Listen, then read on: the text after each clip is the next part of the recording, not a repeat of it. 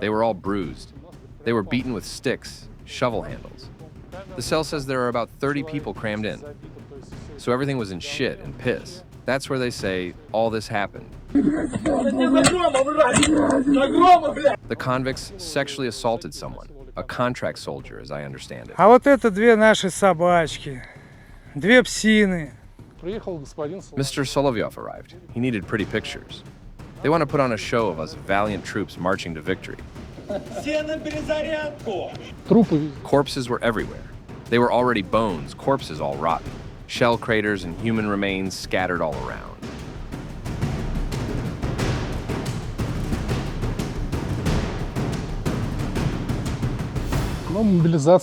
Mobilization had begun.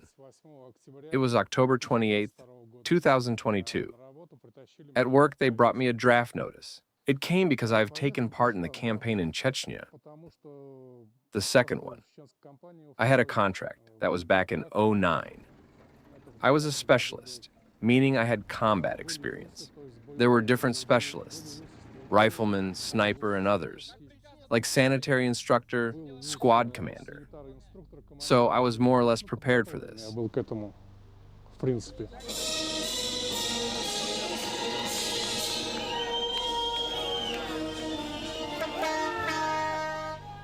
In Bilohorivka, we were mainly focused on evacuations. In the Kupiansk direction, not far away. Evacuating the wounded, the dead, bringing up ammunition. But it wasn't always possible to carry out the wounded or the 200s, the dead bodies. Corpses were everywhere. They were already bones, corpses all rotten, craters, bones everywhere. There were constant assaults, mainly Akhmat, bars, and the convicts. And mobilized men were thrown in too, of course. Dead, wounded, without arms, without legs, some missing half their heads. The wounds were from shrapnel, pretty severe. No damage from bullets, mostly from mines and explosives. Abdominals torn apart, arms ripped off. I saw a man being carried off on a stretcher. His head was just tied on with wire. And at one moment it just came off and rolled away. People fainted from looking at it. Big, strong men, right, falling to the floor, unconscious. That's how it was. Because not everyone can stand it.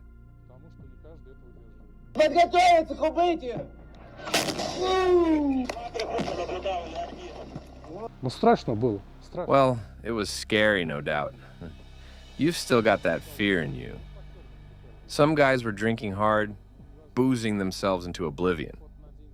Because otherwise, it was impossible. They let them go for a day or two, those 1 or 2 days. They got completely obliterated. There's nothing human over there. It's completely absent. Death all around. You can smell it there. Откуда ребята? От Дагестан, Калининград, Башкирия. То есть красота. That was exactly when Mr. Solovyov came, at that moment. We're talking probably in April or early May. He arrived at the front. He needed a pretty picture. And just for the sake of TV, they staged an improvised assault where the guys were just sliced into pieces. They showed footage of the Grad system raining down rockets, and that was pretty much that. The attitude was, those guys died, but they'll just send some others in their place. What difference does it make? Over there, the question of humanity isn't even on the agenda. They want to put on a show of us valiant troops marching to victory. Снимайтесь, ребят! Молодцы! Птицы на перезарядку все! Все возвращай! Все на перезарядку! They came to us. For a while it was May. We were still near Bilohorivka, and they pressed us hard and threatened that they'd send us into an assault if we didn't sign contracts. That went on for a month and a half, probably. They forced us to write up explanations as to why we couldn't sign contracts. They tried to make us do it. I don't think there were too many from our unit that caved in. Maybe 5% signed, give or take. Other than that, it was mostly threats. We'll send you to the forward positions, they said, and they were about 1,300 or 1,400 meters out. That's like a kilometer. It often happened that if a soldier got caught drunk, they'd make them sign contracts. I'm talking about the mobilized. By ending up in a jail cell, you could automatically end up signing a contract. And that's it. You're off storming the enemy's positions. Right away, no discussion. You're forced to volunteer.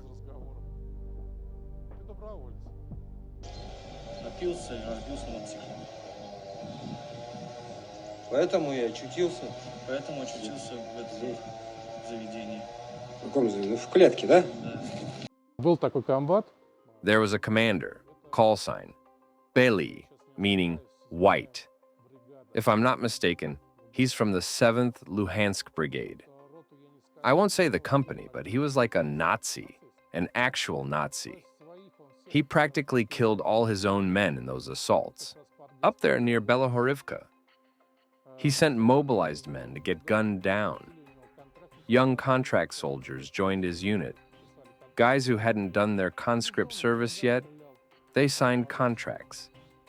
He shot the conscripts in the legs, sent them into assaults. He said he would exterminate all those who were mobilized. He couldn't stand those who were called up.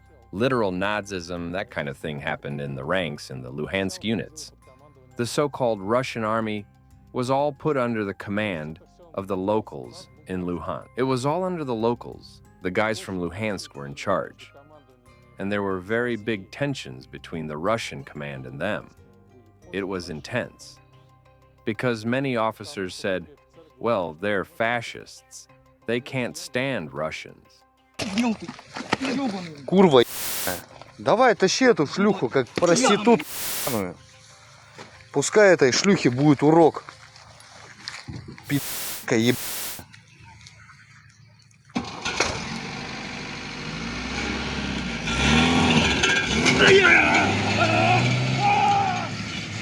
С зэками я сталкивался. I ran into the convicts, yes.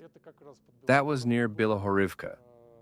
I don't know which program, Project Phi, Project K, but that's not so important. I saw them, they came to us.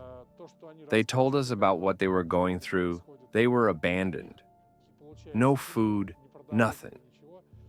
We got humanitarian aid shipments, bits of them, and we gave all that to them.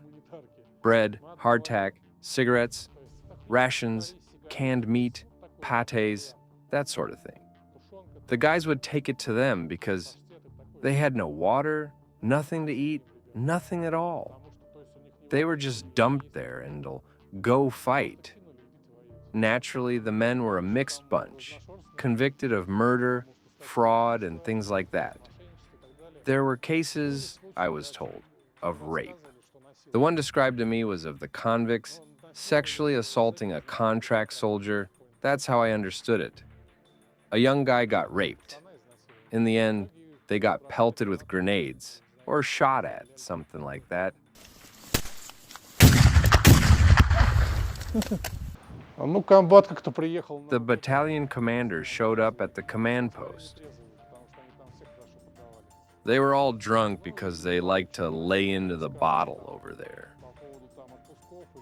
And the men started to complain about their leave or about our medical department.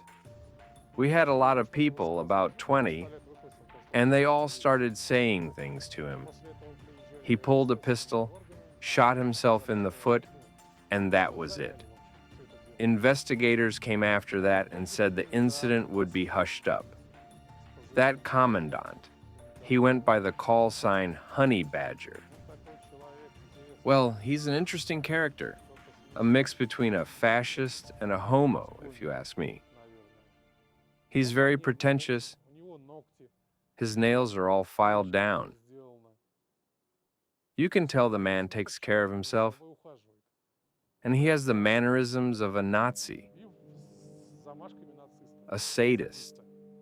Нетерпимость. ко всем. Intolerance towards everyone. He divided people into clear-cut groups, who can be tortured, who can be shown mercy. He treated his own unit that way. I know a guy from their ranks started arguing with him. They ended up throwing hands. He took it upon himself to beat him. He was sent to their military police. That guy completely smashed up his knee. He was taken to the hospital and ended up in the infirmary. There was no us and them for him. He could pull anyone out of a cell and beat them. It depended on his mood. If he was in a bad mood, he'd drag someone out, beat them, and then he'd feel better about himself.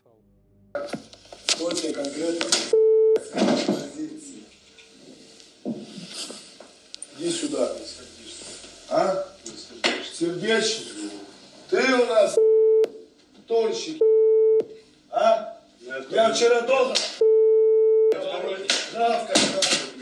Когда привозили новеньких, When they brought in new people, those Project K convicts, they'd take them out to a trench, cuff them to trees, and fire at them with a grenade launcher. That was considered normal. They thought it was fine to cuff someone, shoot at them, beat them, and leave them at the mercy of the drones. That was seen as normal. Идет. Я смотрю, что-то на вас загарчик-то такой не очень ровный. Надо, наверное, тебе улучшить или что ли. Но вот так вроде половчей будет загарчик.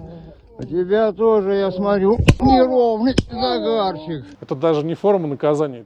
That's not even a form of punishment. It's a perverted form of punishment. Надо стрелять собрал. Так войск обей ему в руку. Не надо стрелять никуда. Иди слово, больше не буду. It's Nazism, fascism. Call it what you will, but it's perverted. They pissed on people too. Well, that's how they think. That's what they want. I remember another case near Bilohorivka. This kid was caught for some minor offense, cuffed near our dugout where the drones kept flying. They would drop grenades on us from time to time, and we'd also get hit by mortar fire. They tied him to a tree, and he spent a day there. He was lucky there was no shelling and no drones. But it wasn't an isolated incident. That happened before and after us. If someone starts drinking, if he gets rowdy or something, they'd just cuff him, and that was that. In the most exposed places too, where drones are active and within artillery range, places they knew would be shelled, because there was shelling nearly every morning. What about the losses? The losses, well, if the 72nd Brigade, I think there's footage of them. Guys from that unit down in the cells, men who refused to fight. Посмотрите, как 72-я бригада вот идет. 72-я бригада, наша краснознаменная, которая сейчас поедет с новым передел, съездила в госпиталь, дырки зашили. Спасите нас, все грязные, немытые. Бригаду раздолбали 72-ю. The 72nd Brigade was smashed, literally, probably in a week. Our regiment was probably destroyed the same way. At one point, we were there for a week or two. If you wipe out one brigade each week, that's at least 4,500 men lost. That means the losses are immense. This is genocide. Это геноцид. Genocide. У командования отношение такое, что ты... The command's attitude is that you're nobody. You're under fire? Go dig a trench? Oh, you being shelled? Go out and evacuate people. The cruelty here lies in the threats, the constant pressure that you'll be sent to the front, and they did send people. The particularly unruly were sent into assaults and to the forward positions, even though the conscripts shouldn't have been there. The cruelty was that there were constant threats that they'd put us in cells. The chief of staff would come up and say, "You're my cannon fodder."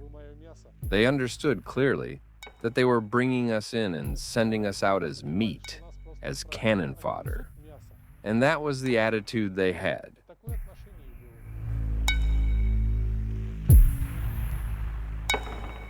Нас ночью высадили. One night they put 20 of us out in the field to assess the situation.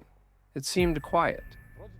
By day they'd bring the remnants of our battalion out and the shelling would start. The wounded and the dead would mount. When we withdrew, the storm troops were on the same line. There were blocking detachments at the intersection. We already knew they were there, waiting for us. That was the first time we came across them. We saw them in person. We were just walking. A bunch of guys walking down with weapons. And why? Who would anyone risk that? First, they catch the deserters, those coming from the front. The front line is 3 to 4 kilometers long, give or take. They catch the deserters. If there are 1 or 2, they'll nab them. Maybe they execute them, maybe they shove them right back into the assaults. It's like a wheel of death. Either you die on your own, or you're put down storming the enemy's positions. Who are the main guys that make up these units? Well, how should I put it? They're bitches. Former cops. I don't know what has to be wrong in a person for him to go into those blocking units. People with connections. Those are the ones close to the emperor's backside, so to speak. Луганске. Это было в Луганской области. That's what happened in Luhansk. It was in the Luhansk region. 2 men fell into a pit not too far off, in the town of Novodruzhesk. There were 2 of them, not 1. When we came to pick them up, they were all bruised. They'd been beaten with sticks, shovel handles. It wasn't just that when they found out they were mobilized, they tried to force them into signing contracts. They also beat them just because they were conscripts.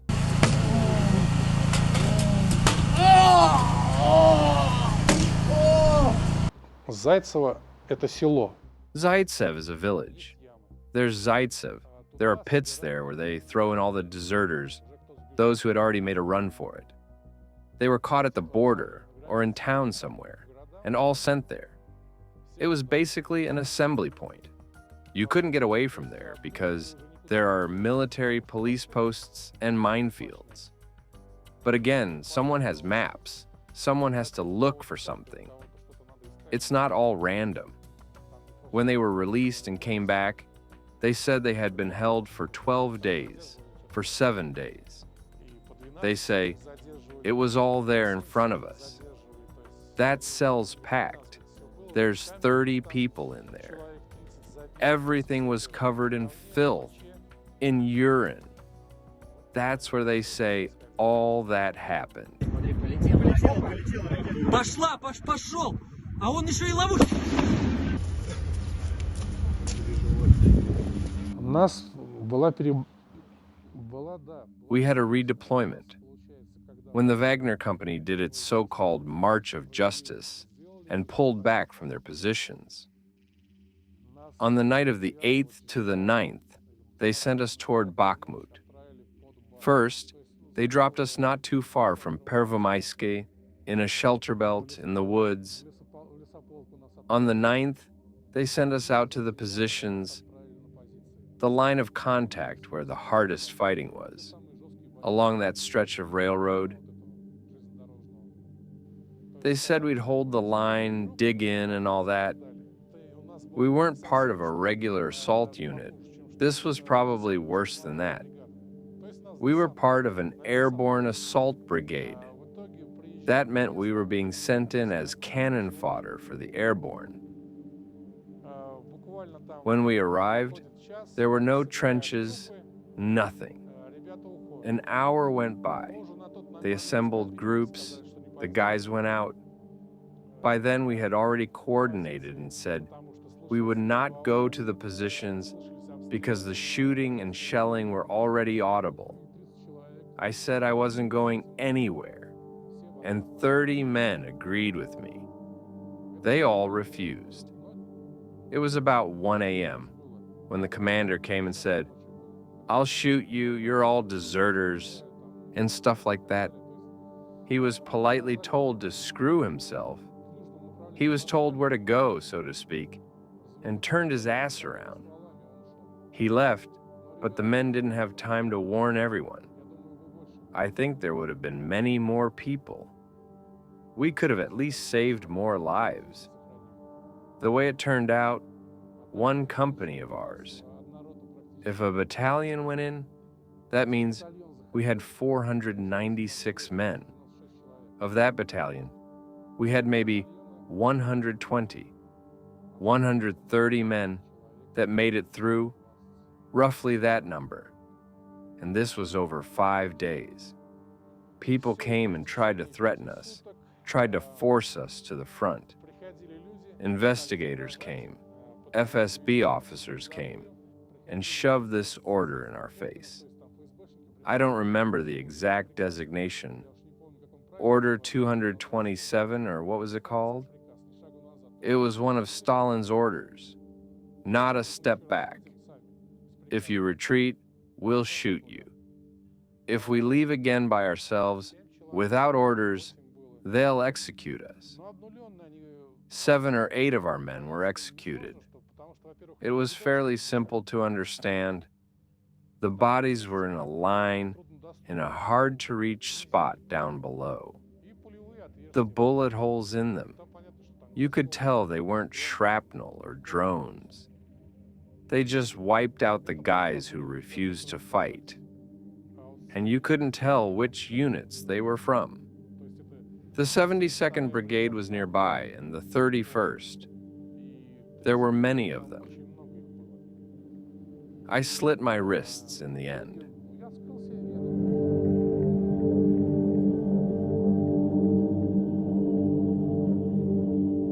Подключил актерское мастерство, инсценировал.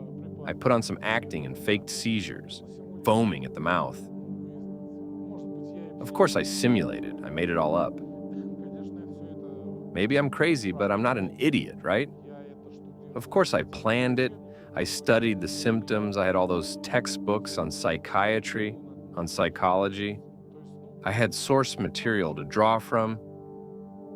I used every chance I had to get out.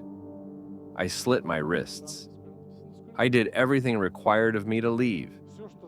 They threatened to open a criminal case against me for attempted suicide. And they said things like, "We'll give you a pistol and finish you off." Things like that. "We'll wipe him out right now and spare him the suffering," that sort of talk. After 10 days, a guy came down. I don't know if it was the brigade chief of staff or who it was. I was ordered into a cell in Novodruzhesk. They shackled me. They didn't give me water, food, nothing. They handcuffed me to the prison bars. I stood there for about a day. Then I was taken to a cell. I sat there in handcuffs. Investigators came up in front of me. They lined us up and read the names, these 7 men. They took them out one by one. I saw the guys being beaten. Even though they stayed silent, you could see. An ear bruised, a lip bruised. You could tell. The man went in looking normal and came back beaten. The interrogation was brutal.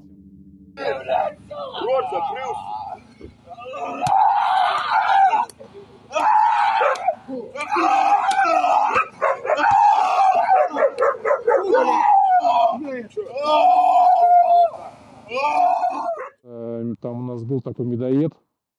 We had that honey badger as commandant of that place. He said something to me. I turned my back on him and walked back to the cell. I completely ignored him. They chained me and beat me across the ribs. I warned that if he hit me again, I would kill them all anyway. I was treated like that for being too cocky. They took me to Luhansk to see that pit, where those who refused to fight our guys were being held. They took me to the IK-15 prison to see the conditions. A basement, guys all crouched down, no bunks, just pallets on the ground. It was literally a pit. A room in the basement with no light, nothing. The building itself was a regular Soviet 5-story, I don't remember exactly, maybe it was 9 stories high. And they kept the men in a basement there. The ceilings were about 1.60 meters, you couldn't stand upright. There were about 10 men, give or take. Their conditions were somewhat better than where we were in Svitlodarsk. At least they weren't being pounded by grad fire. Rockets and shells weren't raining down. But they were bruised. The ones I saw in the Luhansk basement were bruised. Some had broken arms. In Svitlodarsk, while I was there, they shot men in the legs who tried to act up, to fight back and say they had rights. They shot them in the legs, beat them with rifle butts. They weren't only holding those who refused, they caught everyone. There were murderers too, all different kinds of people. The refuseniks were treated as cannon fodder. The recruits taken from those cells were only sent into assaults. It didn't matter what unit, any unit that was scheduled for a charge. They sent everyone.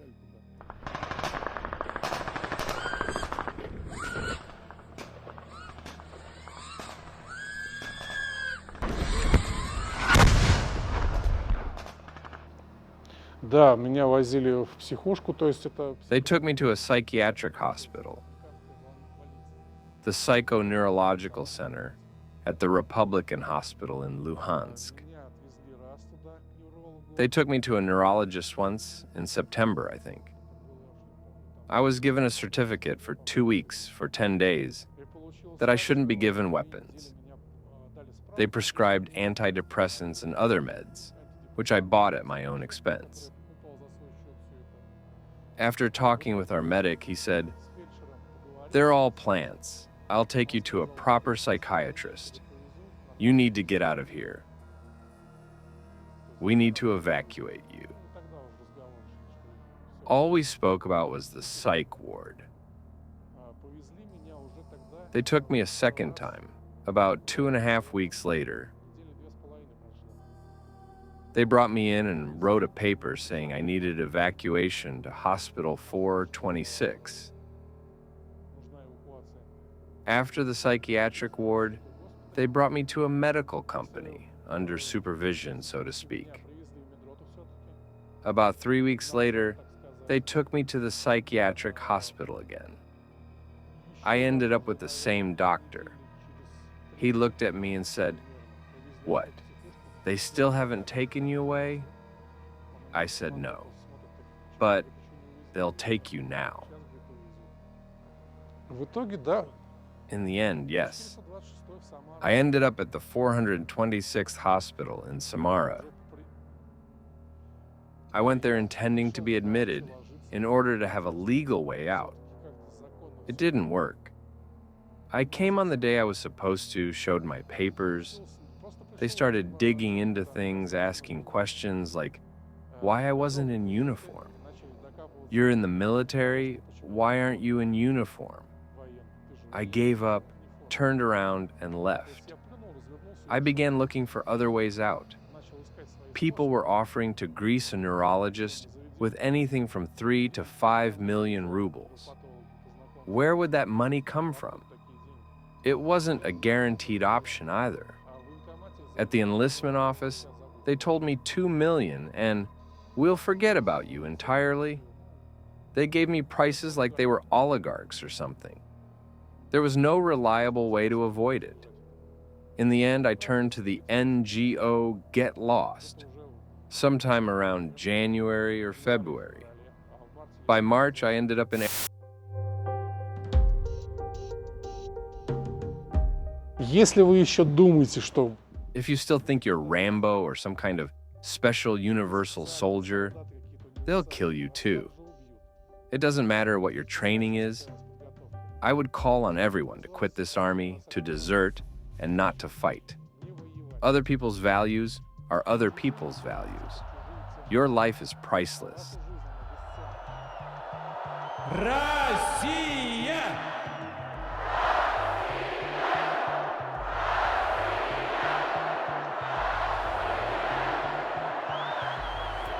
никто ее не оплатит. No one will pay for it. No money, no social guarantees will be of use. If you become disabled, the state won't need you anymore.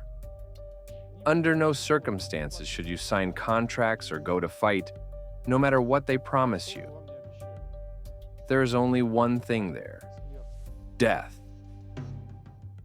You will see nothing else.